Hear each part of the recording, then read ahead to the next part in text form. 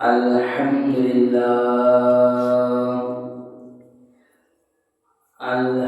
لله نحمده ونستعينه ونستغفره ونؤمن به ونتوكل عليه ونعوذ بالله من شرور أنفسنا ومن سيئات أعمالنا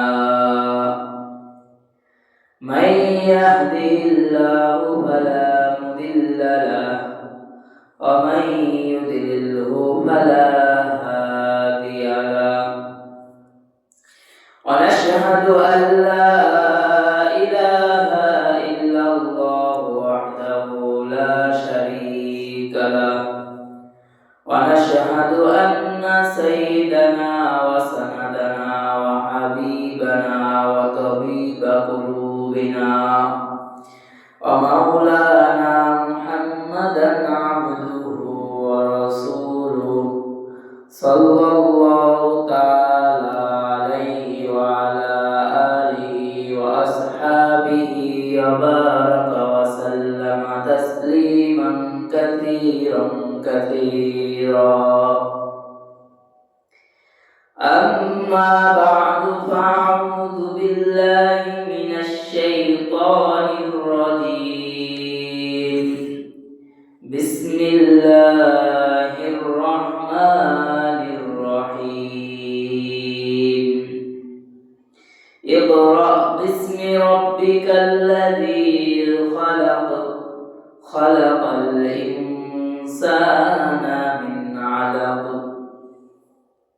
قل هل يستوي الذين يعلمون والذين لا يعلمون إنما يتذكر أولو الألباب وقال رسول الله صلى الله عليه وسلم خيركم من تعلم القرآن وعلمه وقال النبي صلى الله عليه وسلم طلب العلم فريضة على كل مسلم أو كما قال عليه الصلاة والسلام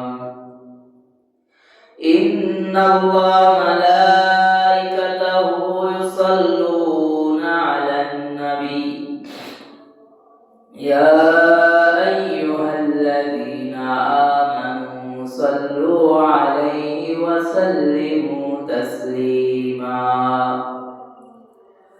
اللهم صل على محمد وعلى آل محمد كما صليت على إبراهيم وعلى آل إبراهيم إنك حميد مجيد اللهم بارك على محمد وعلى آل محمد كما باركت على إبراهيم وعلى آل إبراهيم إنك حميد مجيد بلغ العلا بكماله كشف الدجى بجماله حسنت جميع خصاله صلوا عليه وآله আলহামদুলিল্লাহ মহান আল্লাহ পাক রব্বুল আলামিনের দরবারে লাখ কোটি শুকরিয়া যে আল্লাহ পাক রব্বুল আলামিন আপনাকে আমাকে প্রতি সপ্তাহের মতো এই সপ্তাহেও আল্লাহর ঘর মসজিদে জুমার নামাজের উদ্দেশ্যে আসার এবং বসার তৌফিক দান করেছে। সেই বিশ্ব মালিক প্রতিপালকের দরবারে শুকরিয়া আদায় করি বলে আলহামদুলিল্লাহ। নিয়ামতের শুকরিয়া বান্দা যত আদায় করবে আল্লাহ তাআলা ততই বাড়ায় দিবে। হাসপাতালের বেডে অনেক মানুষ আছে, তাদেরও ইচ্ছা হয় জুমার নামাজ পড়ার, কিন্তু পারে না। আল্লাহ তৌফিক দিয়েছে তাই আসছি। যদি শুকরিয়া আদায় করি তো আল্লাহ তাআলা এই নিয়ামত আমাদেরকে আরো বাড়ায় দিবে। আর যদি নাশুকরি করি যে আমি আমার পায়ে আইছি, আমি আমার শরীর সুস্থ দেখে আইছি, কার কি দেখা যায় আল্লাহ না করুন সামনের সপ্তাহে হয়তো কোনো রোগ দিয়ে আল্লাহ আমাদেরকে এখানে কবুল নাও করতে পারে। এই জন্য প্রত্যেকটা ইবাদত, প্রত্যেকটা জায়গায় মুমিন মুসলমান সবসময় শুকরিয়া আদায় করবে আলহামদুলিল্লাহ। ভালো হয়েছে আলহামদুলিল্লাহ, ব্যথা পাইছে আলহামদুলিল্লাহ, অসুস্থ হয়েছে আলহামদুলিল্লাহ। কারণ আল্লাহ যে অসুখ হয়েছে তার চেয়ে বেশিও তো দিতে পারে। সর্বোপরি মুমিন মুসলমানের কাজ হলো সর্ব বিষয়ে শুকরিয়া আদায় করা, আলহামদুলিল্লাহ বলা।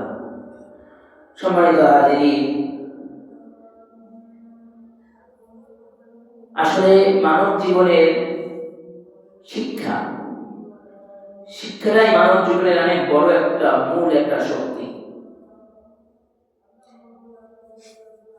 শিক্ষা না থাকলে মানুষটাকে মূর্খ বলে, আরো বিভিন্ন আজে বাজে ব্যবহার করে, খারাপ কথা বলে কি। কিন্তু এই শিক্ষাটা কোন শিক্ষা? বলে শিক্ষা জাতির মেরুদণ্ড। তবে সেই জাতির মেরুদণ্ড হোক আর যেটাই হোক, সেই শিক্ষাটাও হলো আল্লাহ প্রদত্ত, আল্লাহ রাসূলের পক্ষ থেকে আসা। আজে বাজে তো বহু শিক্ষা আছে, ওগুলা জীবনেও কোনো সময়ও জাতির মেরুদণ্ড হতে পারে না। যে শিক্ষা দিয়ে জাতির ক্ষতি হয়,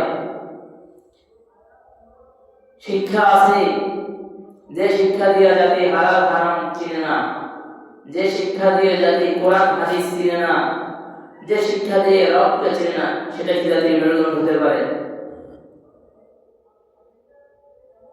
বলা হয় দুনিয়ার সব শিক্ষা আছে, সব ডিগ্রি আছে, কিন্তু যার ভিতরে কোরআন হাদিসের কোরআনের একটা আয়াতের শিক্ষা নাই, যার ভিতরে হাদিসের সামান্যতম একটা হাদিসও জানে না, সে মূর্খ। তাকেই মূর্খ বলছে আল্লাহ রাসূল। হ্যাঁ, ওটা শিক্ষিত হলে দুনিয়ারই শিক্ষিত। আল্লাহ রাসূলের কাছে হাসরের ময়দানে আপনি মূর্খ।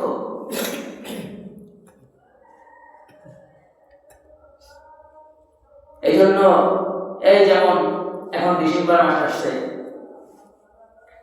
সামনে জানুয়ারিতে অনেক ছেলে মেয়ে থাকবে, বাচ্চা থাকবে। বলে ভর্তি করাবেন কোথায়? আমি কোনো মাদ্রাসায় দিতে বসি নেই, আমি আমার কথা বলবো, আপনার পছন্দ যেখানে আপনি সেখানেই দিবেন। বলে ভর্তি করাবেন কোথায়? বলে স্কুলে। কেন? বড় ইঞ্জিনিয়ার বানাবো, বড় ডাক্তার বানাবো। আবার বলা হয় আপনি আপনার সন্তানকে ভর্তি করাবেন কোথায়? বলে মাদ্রাসায়। কেন? কারণ মরলে জানি আমার জন্য কোরআন পড়তে পারে, মরলে যেন আমার জানাজা পড়াতে পারে। নিয়ত ভালো, কিন্তু তারপর আমি বলবো এটার ভিতরে ভেজাল আছে। কেন? যে বাচ্চা স্কুলে ভর্তি করে আশা করতে পারে তার সন্তান ইঞ্জিনিয়ার ডাক্তার হবে, আপনি মাদ্রাসায় পড়ে শুধু আপনার জানাজা পড়াবে এটুকু আশা করে? অবশ্যই সন্তান জানাজা পড়াবে, কারণ আল্লাহর কাছে ইবাদত কোনটা কবুল হয়? যেটার ভিতর তাকওয়া, ইখলাস বেশি থাকে, যেটার ভিতর দিল নরম থাকে, সেই ইবাদতটাই তো আল্লাহর কাছে বেশি পছন্দ হয়। আপনার সন্তান একজন আলিম, আপনার সন্তান একজন কোরআনে হাফেজ, আপনার সন্তান আপনার জানাজা দিবে। এক ঢাকা গেছিলাম একবার এক ইসলামী মজলিসে, সেখান থেকে একজন আলিমের জবান থেকে শুনছি, সব বিদেশ থাকে, ফ্যামিলি সন্তান সব নিয়ে বিদেশ থাকে, স্ত্রী নিয়ে। বাবা দেশে থাকতো, বাবা মারা গেছে, দাদা মারা গেছে, আসছে সন্তানদের তো দাদাই হয়। যখন লাশ সামনে জানাজা তৈরি হয়, ওই যে বিদেশ থাকে ছোট ছোট বাচ্চারা বলে আব্বু আব্বু দাদাকে কখন পড়বে? জানাজা তৈরি হয়েছে, তো তখন বাচ্চারা বলে দাদাকে কখন পুরবে। কারণ কি? কারণ বাচ্চা জানে না যে মুসলমান মরলে পুরে না, জানাজা আদায় করা হয়, জানাজা পড়ানো হয়, এটা জানে না। সেটা থেকে আমার একটা চিন্তা আসছে, আল্লাহ না করুন ওই বাচ্চা তারা এই দেশ চিনত না, ওর বাপ যদি মারা যায় তো পড়তো কি? কারণ যেখানে জানাজার ময়দান তৈরি হওয়ার পরেও প্রশ্ন করে দাদার লাশ কখন পুরবে, তাহলে ওর বাপ যদি ওই বিদেশ বসে মারা যাইত, ও তোর বাপের লাশটা পড়তই। এজন্য শিখান, আপনি স্কুলে পড়া নিষেধ নাই, ইঞ্জিনিয়ারের দরকার আছে না, ডাক্তারের দরকার আছে না, রিক্সাওয়ালার প্রয়োজন আছে, রাজমিস্ত্রির প্রয়োজন আছে, কার মিস্ত্রির প্রয়োজন আছে, কৃষকেরও প্রয়োজন আছে, সব কিছুরই প্রয়োজন আছে। তবে বাচ্চা বয়সে ইলমের শিক্ষা করেও ইঞ্জিনিয়ার হতে পারে, ডাক্তার হতে পারে, কৃষক হতে পারে, যেটা প্রয়োজন সেটা হতে পারে। কিন্তু আমাদের সমাজে আমরা যারা সন্তান মাদ্রাসায় পড়াই, এদের চিন্তার সাথে আমার চিন্তা মিলে না। কারণ আমার আশা থাকে ছোট, আমার সন্তান শুধু জানাজা পড়াবে। আমার অবশ্যই এটা আল্লাহর কাছে চাওয়া যে আল্লাহ এমন একটা সন্তান দেন যে সন্তান দিয়ে আমার কামাই খাওয়ার আশা নাই, আমি যখন মৃত্যু সজ্জায় সজ্জিত হব তখন যেন আমার সন্তান আমার পাশে বসে সূরা ইয়াসিন পড়তে পারে, এটা চাওয়া। আমার সন্তান যেন আমার জানাজা পড়াতে পারে, আমার নাতি যেন আমার জানাজা পড়াতে পারে, এটা চাওয়া আল্লাহর কাছে, আল্লাহর কাছে এটা চাওয়া। কারণ আপনার সন্তানের দিল কাঁদে, কান্না মাহাসে বলবে আল্লাহু আকবার, আর ওটাই আল্লাহর কাছে কবুল হবে।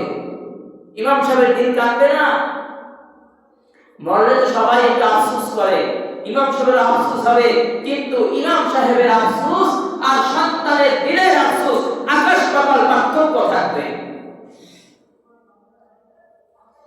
তবে মাদ্রাসায় ভর্তি করার মানে এই নয় যে আমার সন্তান শুধু আমার জানাজাই করাবে, মৃত্যুর সময় আমার জন্য কোরআন পড়বে আর আমার জন্য দোয়া করবে, এতটুকু চিন্তা থাকবে না। চিন্তা থাকবে আমার সন্তান আমি মাদ্রাসায় গেছি, কিন্তু আমার সন্তানের সমাজের নেতা হবে, আমার সন্তান একদিন কাউন্সিলর হবে, আমার সন্তান এক সময় এমপি হবে, আমার সন্তান এক সময় ব্যারিস্টার হবে, আমার সন্তান এক সময় উকিল হবে, আমার সন্তান এক সময় জজ হবে, আমার সন্তান এদেশের সরকার হবে, গোটা জাতিকে জালেম থেকে হেফাজত করবে। কারণ আজকের শিশু আগামী দিনের সরকার, আজকের শিশু আগামী দিনের ওসি সাহেব, আজকের শিশু আগামী দিনের এমপি হবে। আর যখন ছোটবেলা আল্লাহর ভয় ঢুকে নাই, এই নিয়েই তো ক্ষমতায় আসা দেশের সম্পদ বিদেশে পাচার করবে, কারণ এর ভিতরে তার আমানতদারিতা নাই। এটা রাজনীতির কথা না।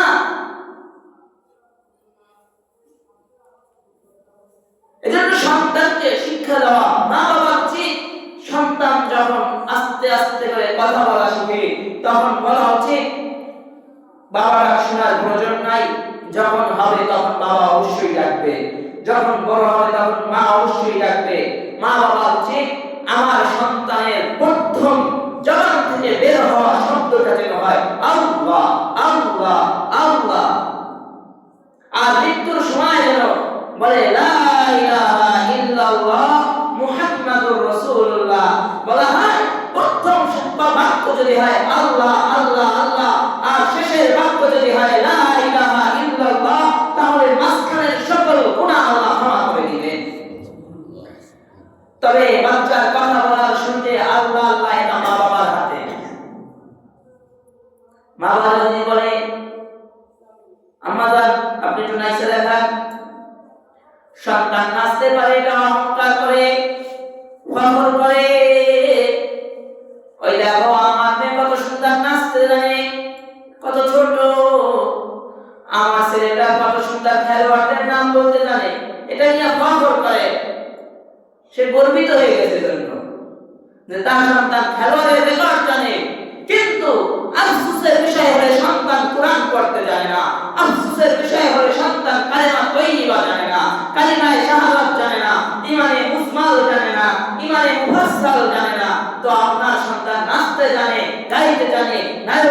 জানে, নায়িকার নাম জানে, গায়কের নাম জানে, গায়িকার নাম জানে, খেলোয়াড়ের 6 রেকর্ড জানে, 4 রেকর্ড জানে,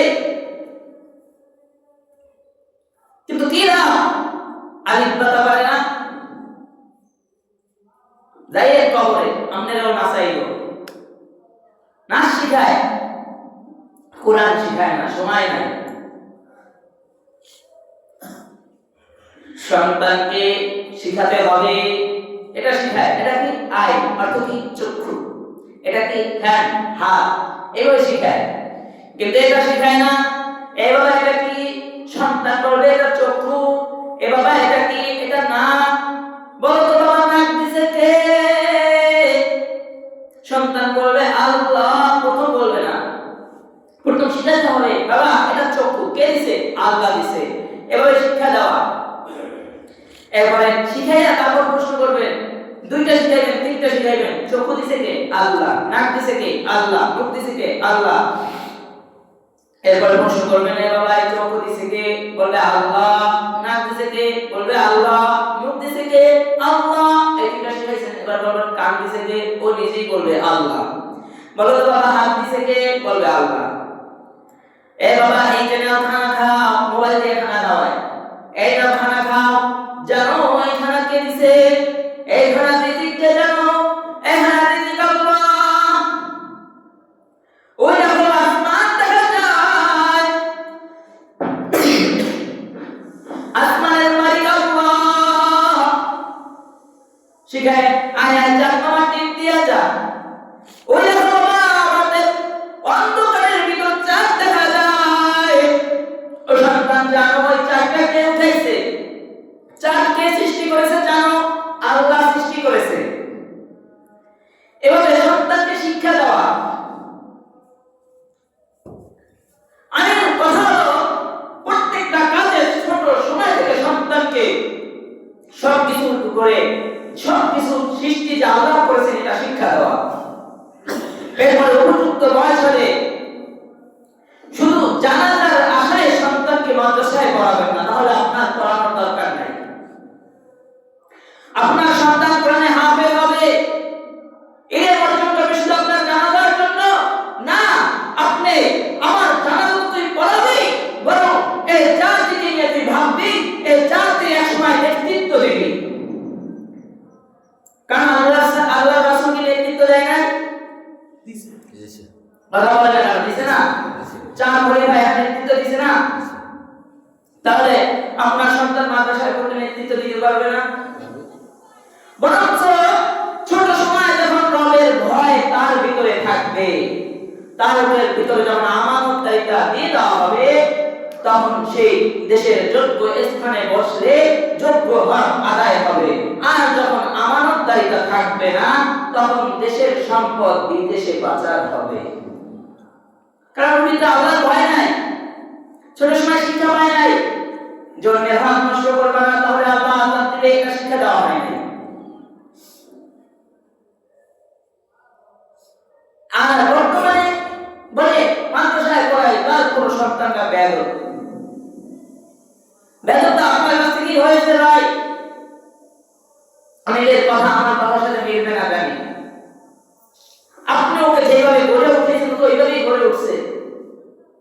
তবে আমি ইলমের ফজিলত কম বেশি সবাই জানেন এখন বর্তমানে, জিলমেদিন হাসিল করলে এই অর্জন আছে। তবে আমি এখন আর যদি কোনো মঞ্চে দাঁড়াই ছাত্রছাত্রীদেরকে নসিহত করে, আমি এখন আর ছাত্রছাত্রীদেরকে নসিহত করি না, আমি নসিহত করি ছাত্রছাত্রীর মা বাবাদেরকে। কারণ বর্তমান ছাত্ররা বেদম হওয়ার পিছনে সবচেয়ে মা বাবার মূল ভূমিকা। আমাদের বরিশালে এক ছাত্র গার্জিয়ান বলে, এই ছাত্র দিছি ওরে পড়ানোর জন্য, আদবলা বানানোর জন্য যা প্রয়োজন তা কইলেন। আমার বাবা এক সময় মাদ্রাসায় গিয়ে আমার স্ত্রী গেছে, আমি শরীর থেকে মাদ্রাসায় গেছি কিনা, গিয়া দেখে যে মাদ্রাসায় কেউ নাই, আমরা 2 জন। তাদের আবার জিজ্ঞাসা করে ও কোন সময় আসছে, বলে আমি আগে আসছি। হ্যাঁ তাহলে ঠিক আছে, আর যদি মাত্র আসে তাহলে দেরি করে আসছে। এবার ওই ছাত্ররা আবার বলে আসতেছে, এটা কথায় এসে গেছে, এই জন্য বললাম যে কিরকম ছিল গার্জিয়ান। ওই ছাত্ররা আবার বলতেছে ওদের দুষ্ট এই ছাত্র এই নিয়ে শুধু এসে আমার মারতো। আমি প্রতিবাদ করলে বলতো না তাই হয়ে গেছিলাম, কথা বলবে না। অন্য ছাত্র জিজ্ঞেস করে আরে মানুষ কেন কয় বাপে করে গেছে, কথা আছে তার ভাবলাম আমার বাপ না সবচেয়ে নিকৃষ্ট। যে উস্তাদ কেন একটা ছাত্রকে বলে দেয় মারতে, আসলে ওটা মারতে বলা হয় নাই, ওটাই ছিল আমার বাবার আদর আমার জন্য, ওটাই ছিল আমার বাবার ভালোবাসা। কিন্তু ওইটা তখন আদর দেখায় নাই, দিলে পাথর বাইন্দা তারপরে এই কথা বলছে। তাই আজকে এই জায়গা আল্লাহ বসাইছে। এক সময় উস্তাদকে বলতো গোস্ত আলাদা করবেন, আড্ডি আলাদা করবেন, আর এখন যাই বলে এই হুজুর আমার ছেলেকে কেন মারলেন, আমার ছেলেকে কেন মুক্ত করলেন। এটা আমার এক ছাত্র ভাইকে বলে তো যেদিন থেকে শিক্ষক আর শিক্ষিকা সাল আর হুজুরের লাঠির বাড়ি উঠে গেছে, সেদিন থেকে ছাত্রগুলো সব বেদব হয়ে গেছে। এটাও বর্তমানে এক অভিভাবকের কথা, আমার কথা নয়। কারণ সন্তান যদি বেদব হয়, এটাকে আদবলা বানানো যায় যদি গার্জিয়ান অভিভাবক আদবলা থাকে। কিন্তু সন্তান আদবলা কিন্তু অভিভাবক বেদব, ও সন্তানকে আদবলা বানানো সম্ভব নয়। কারণ সন্তানকে শাসন করলেই তার মা বাবা আগে গিয়ে শিক্ষককে শাসন করে না, শিক্ষক শাসন বাদ দিয়ে সন্তানকে শাসন করতে শিখুন। অবশ্যই আপনার সন্তানটা আদর্শবান সন্তান হবে। শাসনের মানে এটা শারীরিক মারবে সেটা বলি নেই।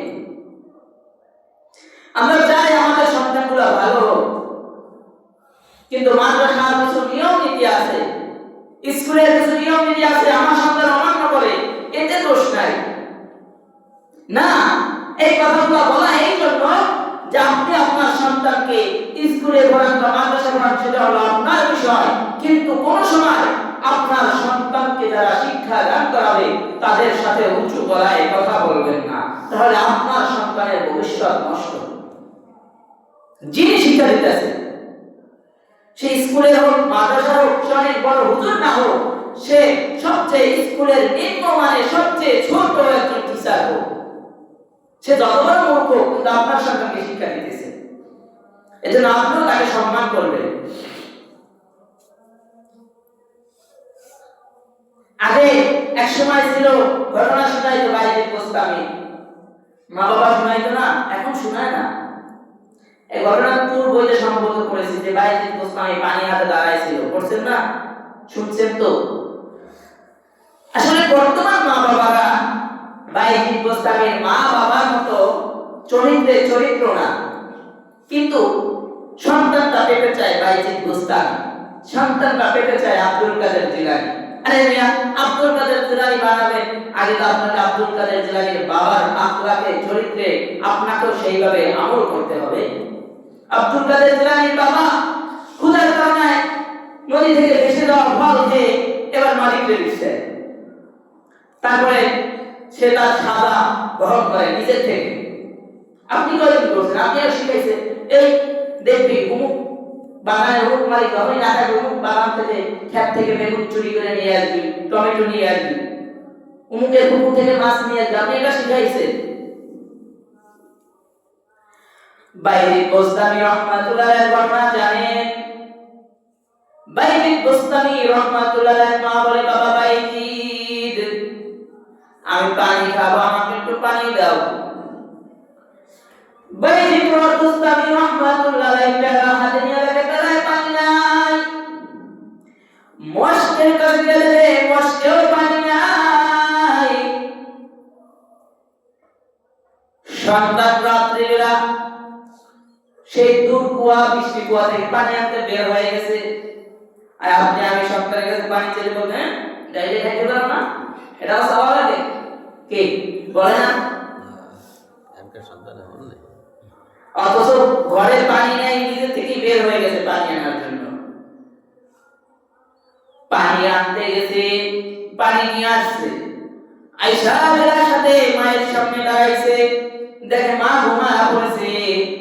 বাইরে গোস্তামি চিন্তা করে মাকে যদি এখন ঘুম থেকে জাগ্রত করি তাহলে মায়ের মায়ের তাহাজ্জুদের সময় উঠতে কষ্ট হবে, সন্তানও জানে মা তাহাজ্জুদ করে, বুকে হাত দিয়া এখন যদি জিজ্ঞাসা করি কয়জন তাহাজ্জুদ করেন, কইবেন তাহাজ্জুদ তো ভালোর কথা, ফরজ নামাজ তো করি না, তাহাজ্জুদ কি করব? সন্তান বাইজিদ গোস্তামি বানাবেন, আব্দুল কাদের জিলানী বানাবেন। বাইজিদ গোস্তামি মা তাহাজ্জুদ করতো, আর আমরা পাঁচ ওয়াক্ত নামাজের ইবাদত করি না। একটু শক্ত হইতে পারে কথাটা, তিতা লাগবে পারে, ওষুধ একটু তিতাই লাগে। বাইজিদ গোস্তামি বলে চিন্তা করতেছে এখন যদি উঠাই মায়ের তাহাজ্জুদের সময় উঠতে কষ্ট হবে, উঠানো যাবে না। আবার যদি আমি ঘুমায় পড়ি, মা ঘুম থেকে উঠে পানি খেতে দেরি হয়ে যাবে, কষ্ট হবে।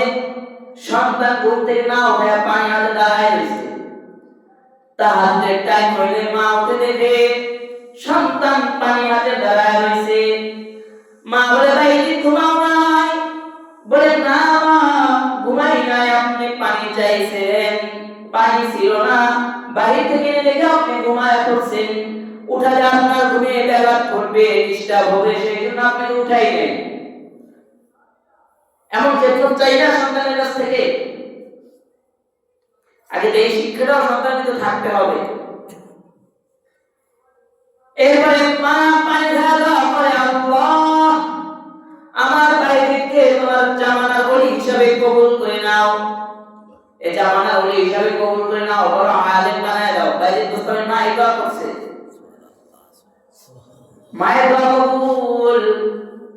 তবে শুধু দোয়া করে নাই, মা ত্যাগও করছে। এই ঘটনাটা বলছি না, এটা আমরা জানি, এটা একটা টুর বা থ্রির বইতেও ছিল, এখন আছে কিনা জানি না, আমিও পড়ছি ছোটবেলা।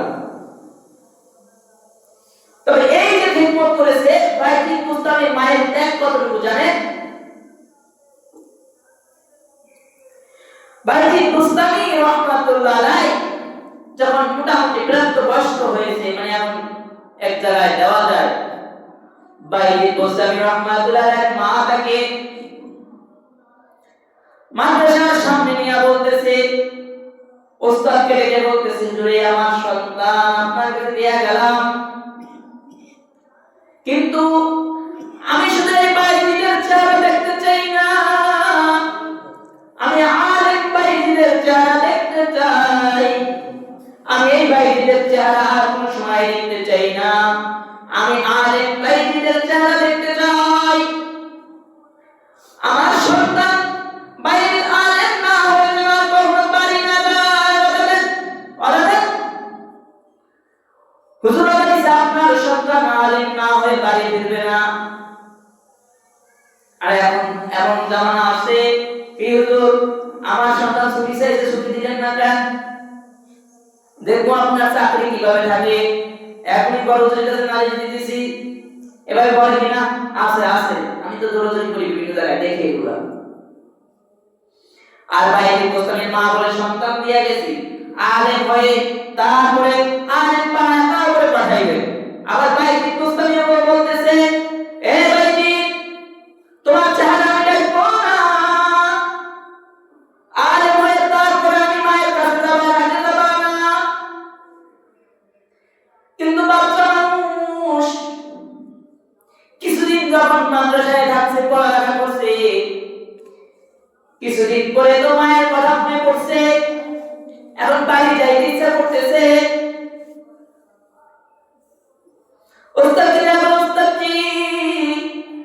আমি আমার মাকে খুব দেখতে ইচ্ছা করে, আমাকে একটু কি ছুটি দেওয়া যায় না? ওস্তাদ তো আলা দেওয়া ছুটি দিবে না। বলে বাবা বাইরে ছুটি হবে না, কিন্তু বাচ্চা মানুষ, আমরাও বসে এক সময় ছুটি দিলে তো খুবই ভালো লাগে, এখনকার ছাত্রদের ভিতরেও আছে। বলে ছুটি দেওয়া যাবে না, বলে আমার মাকে খুব দেখতে ইচ্ছা করে, পিড়াপিড়ি করতেছে, কাঁদতেছে। এক পর্যায়ে ওস্তাদ বলতেছে, এ বাইজিদ এই কয়েকদিন টাইম, এই সময়ের ভিতরে যদি তুমি এতগুলো পড়া দিতে পারো, বলা হয় মনে করেন সময় হলে 1 মাস, কিন্তু পড়া দিয়ে দিচ্ছে 3 বছরের, এরকম উদাহরণ এটা। যে এই অল্প সময়ের ভিতরে যদি, কারণ 1 বছরে 3 বছরে পড়া যায়, পড়া যায়, কিন্তু 1 বছরে তো 3 বছরে এটা পড়া যাবে না। 1 মাসে 3 মাসে এটা পড়া যাইতে পারে, কিন্তু 1 মাসে তো 6 মাসে এটা পড়া সম্ভব না, 9 মাসে এটা পড়া সম্ভব না। অনেক দিনের পড়া দিয়া বলে ভাই এই এতগুলা পড়া তুমি যদি অল্প কয়েকদিনের ভিতর দিতে পারো তাহলে তোমাকে ছুটি দেওয়া হবে, আর যদি পড়া না দিতে পারো তাহলে ছুটি পাবা না। আর ব্যাপার হলো বাইজিদ বুস্তামি রাহমাতুল্লাহ আলাইহি অল্প কয়েকদিনের ভিতরে সব পড়াগুলো মুখস্থ করে বলে ওস্তাদ আমার পড়া হয়েছে, আপনি শুনেন সুবহানাল্লাহ বলে। ওস্তাদ চায় রয়েছে জোরে ঠেকাই দিলাম তাহলে শুনি না নিতে পারে, কামটা করলো সব করে লইয়েছে। আপনি বলছেন শুনি দিবে, এই পড়া নিয়ে আসছি।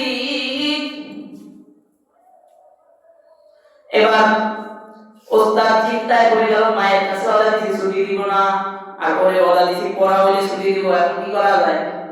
যেহেতু বাচ্চা মানুষ বইলাই পড়াইছি ছুটি দিতে এখন বাধ্য। ওস্তাদ নিজেই লাস্ট পর্যন্ত ঠেকে বইয়া ছুটি দিয়ে দিছে। বলা হয় জানেন বাইজিদ বুস্তামি রাহমাতুল্লাহ আলাইহি বাড়িতে চলে গেল, বাড়িতে গিয়া দরজা নক দিতেছে, ভিতর থেকে মা বলে কে? বলে আমি তোমার বাইজিদ এসেছি, দরজা খোলো। ভিতর থেকে বলে আমার সন্তান বাইজিদ এখন আসবে না, তুমি বাইজিদ না, চলে যাও। দিন শেষ হয়ে গেল, রাত্রি গভীর রাত্রে দরজা কাটাইতেছে, বলে কে? বলে বাইজিদ। বলে আমার সন্তান আলেম না হয়ে আসবে না, তুমি আমার বাইজিদ না, তুমি চলে যাও। মায়ের কি দিল কাঁদে নাই? কাঁদছে। মায়ের লাগে নাই? লাগছে। গভীর রাতে সন্তান বাইরে বলে দরজা টাকাইছে, ভিতর থেকে দরজা খুলে নাই। সন্তান নিরুপায় হয়ে আবার মাদ্রাসায় চলে গেল। এবার সন্তানটা যখন বিশাল বড় আলেম হয়ে গেল, মাওলানা হয়ে গেল, মুফতি হয়ে গেল, কাউকে পাগড়ি প্রদান করা হবে। হিফজ শেষ করলে হাফিজদের একটা পাগড়ি দেয়, মাওলানা শেষ করলে একটা পাগড়ি দেয়। এখন এটা আপনারা খুব সবাই জানেন, দেখেন আশপাশে যে মাদ্রাসা আছে, কার বাইরে পাগড়ি দিবে? আজকে রাতে উস্তাদ ঘুমাইছে, কার বাইজিদ বুস্তামি তো অনেক বড় জওয়াবদারি, তার উস্তাদ কি ছোটখাটো মানুষ? বাইজিদ বুস্তামি তো ঘুমাইছে, উস্তাদ ঘুমাইছে, ঘুমের পর উস্তাদ স্বপ্নে দেখতেছে মদিনার নবী সাল্লাল্লাহু আলাইহি নবী হাবিবে কিবরিয়া নবী রাহমাতুল লিল আলামিন খাতামুন নবীন সাইয়্যিদুল মুরসালিন হাবিবে কিবরিয়া মুহাম্মাদুর রাসূলুল্লাহ সাল্লাল্লাহু আলাইহি ওয়াসাল্লাম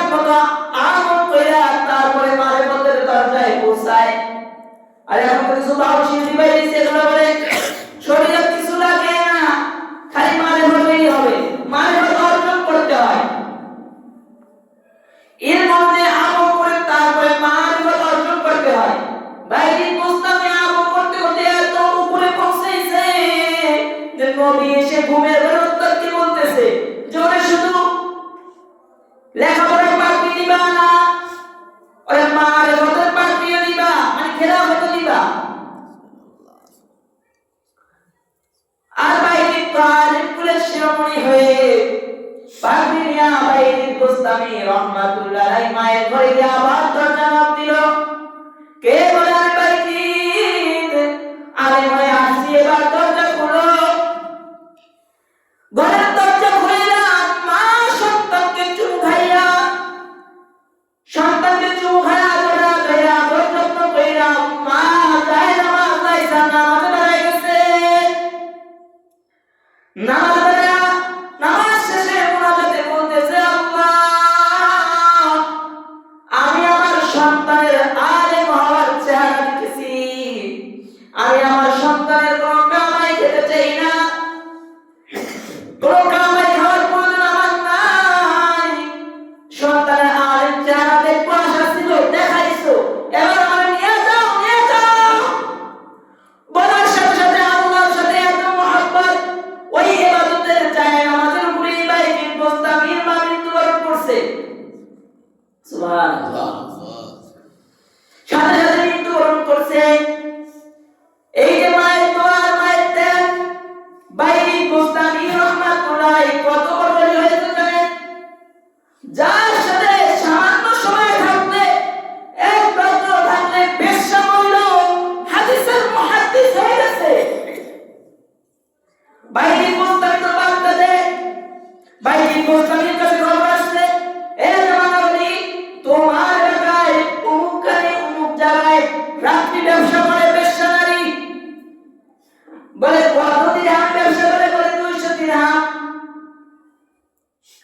বাইজিদ গোস্তামি তার হালাল ইনকামের 200 টাকা নিয়ে চলে গেছে। বেশ্যা নারীর দরজায় গিয়া বাইজিদ গোস্তামি বসে রয়েছে। বলে হয় বড় বড় নেতা, বড় বড় নেতারা বেশ্যার দরজায় আসার দেখে বাইজিদ বসা, বলে এখানে যাওয়ার জন্য বাইজিদ বসে রয়েছে। ওখানে কি করে রে? আসে ঘুরে যায়।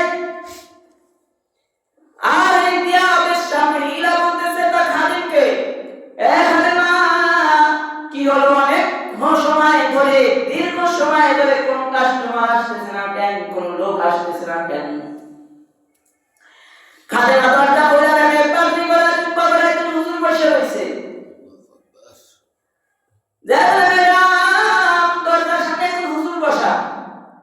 বলে হুজুরের এখানে কাজ কি? হুজুর তো মসজিদ মাদ্রাসায় হাফগার খাইবে, জিকির করবে, নামাজ পড়বে, শেষ। হুজুরের এখন কাজ আছে। হুজুর রাজনীতি করবে কেন? হুজুর এখানে যাবে কেন, ওখানে যাবে কেন? এরকম একটা কথা আছে না? ওখান থেকে ওই কথা হয়েছে যে হুজুর এখানে কি চায়? খাদিমা এসে বলে, হুজুর আপনার এখানে কি চান? বলে এখানে কি রাত্র বিক্রি হয়? বলে হ্যাঁ হয়। বলে কত টাকা? বলে 200 টাকা। বাইজিদ গোস্তামি হালাল ইনকামের 200 দিরহাম পকেট থেকে বের করে বলে, এইটা তোমার ম্যাডামকে দিয়ে আসো, আজকে রাতে আমি থাকবো তার সাথে। ম্যাডাম অগ্রিম 200 টাকা পায় বলে আগেই 200 টাকা দিয়ে দিছে, তাড়াতাড়ি ভিতরে আসতে বলে মনে হয় আরো টাকা দিবে কাজ শেষ হইলে। বলে তাড়াতাড়ি ভিতরে আসতে বলো, সময় শেষ হইতেছে, নষ্ট হইতেছে। বাইজিদ গোস্তামিকে যা বলতেছে, হুজুর আপনি চালু চালু দ্রুত ভিতরে আসেন। বাইজিদ গোস্তামি বলে, আমি ভিতরে যাব না। বাহির থেকে সালাম দিলে, ভিতর থেকে বেশ্যা মহিলা সালামের উত্তর দিল। বাহির থেকে বাইজিদ গোস্তামি বলে, আপনি যখন সালামের উত্তর দিয়েছেন, আমার বুঝ হয়েছে আপনি একজন মুসলমান, আপনি হিন্দু নয়, খ্রিস্টান নয়, বৌদ্ধ নয়। আপনার উত্তর শুনে আমি একটু খুশি হলাম, আপনি একজন মুসলিম। তবে আমি আপনার ঘরে প্রবেশ করব, আগে আপনার বিছানা পবিত্র করতে হবে, উঠান আপনার চাদর। বলে আপনাকে প্রত্যেকদিন রাতে যারা কিনে তারা যেভাবে বলে আপনি সেভাবে কাজ করেন না? বলে হ্যাঁ করি। বলে আসলে আমার অর্ডার, আপনার বিছানা পরিবর্তন করেন, বিছানার চাদর পরিবর্তন করেন। সাথে সাথে বিছানার চাদর পরিবর্তন করা হলো। বলে আপনার ঘরটা একটু ধোয়া মোছা করেন। ধোয়া মোছা করলো। বলে যান গোসল করে আসেন, নিজের গায়ে না পাক পোশাক গুলা ধুয়া দিয়া পাক পবিত্র পোশাক পরে আসেন। মহিলা পাক পবিত্র হইতে গেলে বাইজিদ গোস্তামি তার নিজের চায় নামাজে, নিজের ইবাদত করার চায় নামাজটা লাইসা দিল। মহিলা পবিত্র হয়ে যখন আসলো, আপনি বলতেছে এই মহিলা এই জায়নামাজ লাইসা দিছি এখানে দাঁড়াও দাঁড়ায় নামাজ পড়ো আল্লাহর কাছে কাঁদো মহিলা সাথে সাথে দাঁড়ায় নামাজ দাঁড়ায় গেল আর ওই দিক দিয়ে ঘরের বাইরে বাইরে গোস্তামি আল্লাহর কাছে দোয়া করতেছে আল্লাহ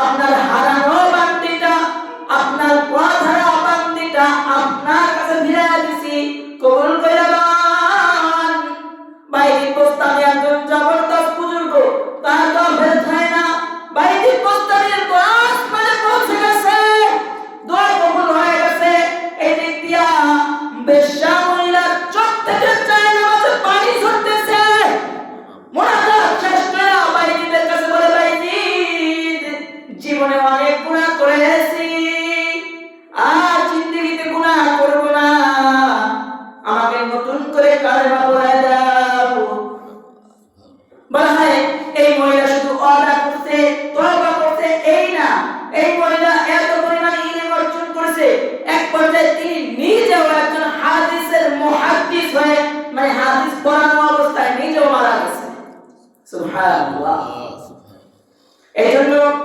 সন্তানকে বাইজিদ বানাবেন বাইজিদ কি বাইজিদ বানাবেন নাকি মানে বাইজিদের মতো বানাতে চাই আব্দুল কাদের জিলানীর মতো আদর্শবান বানাতে চাই আদর্শবান সন্তান বানাতে হলে আপনাকে এরকম ত্যাগ স্বীকার করতে হবে আপনাকে আদর্শবান হতে হবে আপনি যতটা ত্যাগ স্বীকার করবেন সন্তানের ক্ষেত্রে সন্তানের জন্য ভালোবাসা একটু চাপা দিয়ে রাখা তারপরে বলবেন ভালোবাসা তো সবাই থাকবে খাওয়ার সময় ভালোবাসা দেখাবেন সব জায়গায় ভালোবাসা দেখাবেন না কিছু সময় শাসনের প্রয়োজন আছে এই ভালোবাসা চাপা দিয়ে রাখা তারপরে যদি কোনো রকম বয়সে একটু শাসন করতে পারেন নামাজের জন্য রোজার জন্য তবে আপনার সন্তানও জামানার বাইজিদের মতো এই জামানার বাইজি হতে পারে আপনার সন্তানও খাজা মঈনুদ্দিনের মতো এই জামানার খাজা মঈনুদ্দিন হতে পারে আপনার সন্তানও আব্দুল কাদের জিলানীর মতো এই জামানার আব্দুল কাদের জিলানী হতে পারে আপনার সন্তানও ওই জামানার ইমাম শাফিঈর মতো এই জামানার ইমাম শাফিঈ হতে পারে আপনি যদি ত্যাগ স্বীকার করতে পারেন আপনার সন্তানও ওই জামানার ইমাম হাম্বলের মতো এই জামানার ইমাম হাম্বল হতে পারে আপনি যদি ত্যাগ স্বীকার করতে পারেন ওই জামানার ইমাম মালিকের মতো এই জামানায় আপনার সন্তান ইমাম মালিক হতে পারে আপনি যদি ত্যাগ স্বীকার করতে পারেন ওই জামানার ইমামে আযম আবু হানিফা নোমান বিন সাবিতের মতো আপনার সন্তান এই জামানায় ইমামে আযম নোমান বিন সাবিত হতে পারে তবে আপনাকে ত্যাগ স্বীকার করতে হবে তবে স্কুলে সন্তান আমার যেটা কথা ছিল স্কুলে সন্তান ভর্তি করলে আশা থাকে জজ ব্যারিস্টার উকিল ডাক্তার ইঞ্জিনিয়ার বানানোর আর মাদ্রাসায় ছাত্র ভর্তি করলে নিয়োগ থাকে শুধু আমার জানালা পড়াবে না এই চিন্তা বাদ দেন অবশ্যই আপনার সন্তান আপনার জানালা পড়াবে এজন্য মাদ্রাসায় ভর্তি করবে তবে এই চিন্তা করবেন না আপনার চিন্তা থাকবে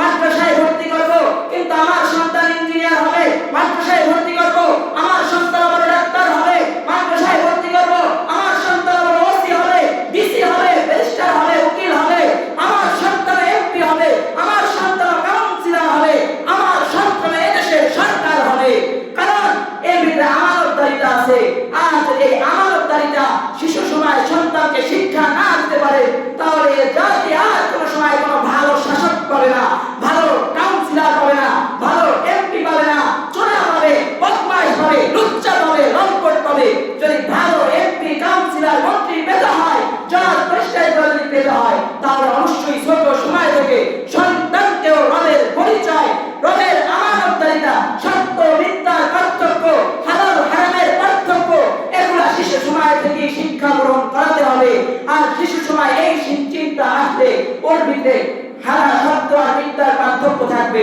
হালাল হারামের পার্থক্য থাকবে ও যখন এমপি হবে তখন ওর ভিতরে চিন্তা আসবে এই সম্পদ আমার আর এই সম্পদ জনগণের আর যখন এটা না জানা থাকবে তখন জনগণের সম্পদ অর্ধ হয়ে যাবে রাস্তার টেন্ডার অর্ধ হয়ে যাবে এই জন্য সন্তানকে ছোট সময় থেকে সবকিছুতে রবের পরিচয় এবং আমার নবীর পরিচয় শিক্ষা গ্রহণ করাতে হবে কোরআনের পরিচয় কোরআন শিক্ষা দিতে হবে যে কথাগুলো বলা হয়েছে এর উপরে আল্লাহ তাআলা আপনাকে আমাকে আমল করার তৌফিক দান করুন বলুন আমিন ওয়া আখির দাওয়ানা আলহামদুলিল্লাহি রাব্বিল আলামিন।